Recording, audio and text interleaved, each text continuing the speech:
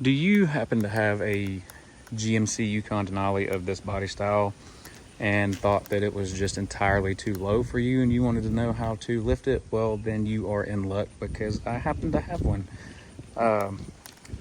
Celebrity appearance by the curb rash, thanks to my wife.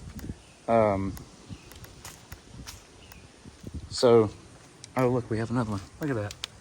I could just make a video about curb rash. Huh. Anyway, so right here, see these right here?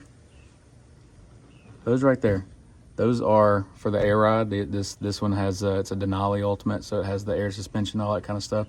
These are the links for that sensor right there. Switch suspension makes these links right here. They're longer than the factory links, and if you adjust them, that's how you control your lift height. So these are set, right now the bags are kind of aired down just a little bit, but these are set right now to where whenever she cranks it up and she drives it, it's at roughly about a 3-inch lift. Well, I say 3-inch, maybe about a 2.5. I think I lowered it down a little bit. And same thing for the rear. I don't know that you can see the rear from here. Oh yeah, there you can. Okay. So there's the rear link, if I can get it to focus.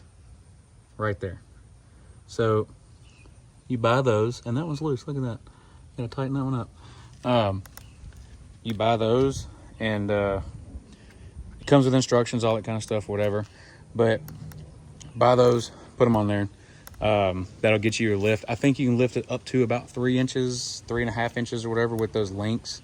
Other than that, I don't really know exactly how you would get any higher than that. I'm sure there's some more custom stuff, but I mean, the links are cheap, get you 3 inches, 3.5 inches, whatever. Put a little bit bigger tires. These are smaller. These are 285, 45, 22s.